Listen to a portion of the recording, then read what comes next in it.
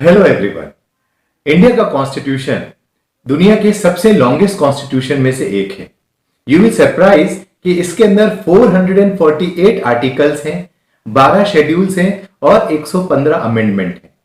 अगर हम word count करें इंग्लिश के अंदर तो 1 लाख से भी ज्यादा वर्ड्स, प्रिसाइसली 1,17,000 प्लस वर्ड्स इसके अंदर आपको मिलेंगे। ऐसे ही कई अमेजिंग फैक्ट आज हम अवर कॉन्स्टिट्यूशन, इंडियन कॉन्स्टिट्यूशन के बारे में जानेंगे।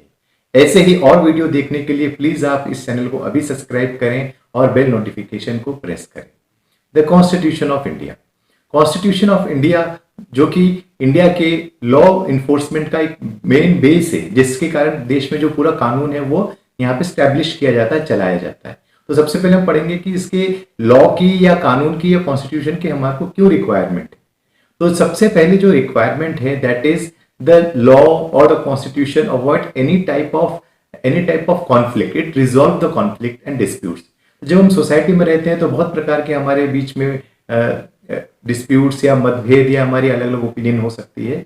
सो अगर ऐसे कोई डिस्प्यूट्स या ऐसे कोई इश्यूज हैं तो हम लोग क्या कर सकते हैं, कोर्ट के पास में लॉ के जरिए हम उसको रिजॉल्व कर सकते हैं। तो कानून जो है वो इसमें हमारी मदद करता है, कोर्ट और लॉ इसमें हेल्प करता है डिस्प्यूट को रिजॉल्व करने में। नंबर 2 पे इंश्योर सेफ्टी। कानून जो है वो आपको सेफ्टी देता है, that is the safety of life. आपकी लाइफ, जीवन सुरक्षित है तो ये इंश्योर कौन करेगा? ये लॉ इंश्योर करेगा।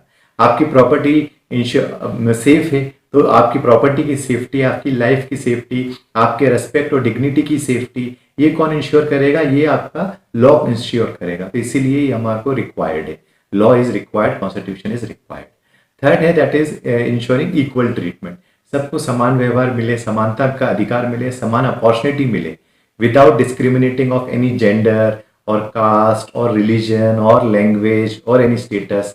सबको समान रूप से मिले, अपॉर्चुनिटीज मिले ग्रो करने की, that is called the equal treatment. और ये कब होगा? जब वहां पे कानून होगा। अगर कानून नहीं होगा, कोई लॉ नहीं होगा, कोई कॉन्स्टिट्यूशन नहीं होगा तो इक्वालिटी इंश्योर करना बहुत मुश्किल होता है। तो इस प्रकार से ये रीजन। अगला है that is preventing the concentration of power to limited hand. अगर हम लोग केवल कुछ लोगों के हाथ में पावर दे देंगे, मान लीजिए जैसे सिर्फ एक राजा है जिसके कहने पे सब चल रहा है, तो देश तो डिक्टेटर बन जाएगा। तो हमारे कॉन्स्टिट्यूशन या जिन देशों में कॉन्स्टिट्यूशन है, लॉ है, वहां पे ये इंश्योर किया गया है कि सबको पावर दिया जाए, बांटा जाए। जैसे इंडियन कॉन्स्टिट्यूशन में सेंट्रल गवर्नमेंट, स्टेट गवर्नमेंट में पावर बटा हुआ है, या जुडिशरी और एग्जीक्यूटिव और लेजिस्लेचर में पावर बटा हुआ है। इस प्रकार से पावर किसी एक पर्सन के हाथ में ना हो, ये सब में बटे। ये डिवीजन ऑफ पावर ये इंपॉर्टेंट है और ये कानून इसको अवॉइड करता है कि लॉ जो है, जो पावर है वो किसी एक व्यक्ति के हाथ में ना हो। तो ये लॉ इंश्योर करता है। अगला है अनफेयर प्रैक्टिसेस। किसी भी प्रकार की कोई गलत काम, अनफेयर प्रैक्टिसेस, सोसाइटी की unfair practices, financial unfair practices, political unfair practices, ये सब रोकने के लिए हमारे को लॉ की जरूरत पड़ती है। अब कॉन्स्टिट्यूशन पे हम आते हैं। लॉ को आगे इन्फोर्स करने की जिम्मेदारी जो है वो कॉन्स्टिट्यूशन के बेस पे चलता है। तो what is constitution? Constitution is set of fundamental principle of country on which the country will be govern. Okay, so एक कॉन्स्टिट्यूशन से हमें हमारे फंडामेंटल जो राइट्स हैं और ड्यूटीज हैं वो पता चलती है। हमें वो प्रिंसिपल्स पता चलता है जिसपे हमारे देश का कॉन्स्टिट्यूशन चल रहा है।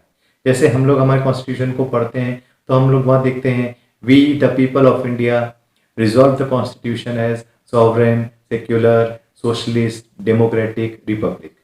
तो ये हमारे प्रिंसिपल्स हैं कि हमारा देश एक डेमोक्रेटिक कंट्री है, एक सोशलिस्ट कंट्री है, एक रिपब्लिक कंट्री है, एक सेक्युलर कंट्री है। तो इस प्रकार से कौन से हमारे प्रिंसिपल्स होंगे ये कॉन्स्टिट्यूशन से पता चलता है, इसीलिए ये हमारे लिए इंपॉर्टेंट है। अब इंडियन कॉन्स्टिट्यूशन, जैसे मैंने आपको बताया कि ये वर्ल्ड का सबसे लॉन्गेस्ट कॉन्स्टिट्यूशन है, जिसमें 445 आर्टिकल्स, 12 शेड्यूल और 115 अमेंडमेंट है।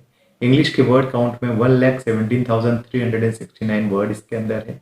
इसके कंपैरिजन में अमेरिका का जो कॉन्स्टिट्यूशन है वो वर्ल्ड का सबसे शॉर्टेस्ट कॉन्स्टिट्यूशन है। जी हाँ दोस्तों, ये सबसे शॉर्टेस्ट कॉन्स्टिट्यूशन है। इसमें केवल 7 आर्टिकल्स और 27 अमेंडमेंट है। तो इस प्रकार से हमारे यहाँ पे ये अमेरिका का कॉन्स्टिट्यूशन सबसे छोटा है। अब ये कॉन्स्टिट्यूशन जब बन रहा था तो कैसे बना? तो इसके लिए एक बहुत लंबी प्रोसेस है। एक कॉन्स्टिट्यूशन कमेटी बनाएगी।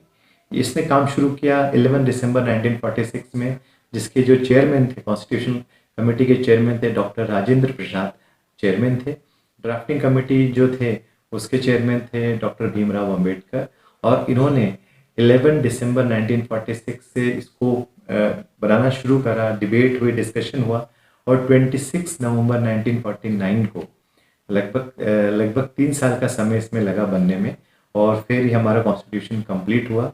26 जनवरी 1950 जो हम लोग रिपब्लिक डे मनाते हैं, उस दिन से इंडिया का जो कॉन्स्टिट्यूशन है वो एप्लीकेबल हुआ, लागू हो गया। इस प्रकार से हमारे ये कॉन्स्टिट्यूशन के बारे में मैंने आपको बताया। I hope you like the video, please share it, subscribe the channel. Thank you for watching.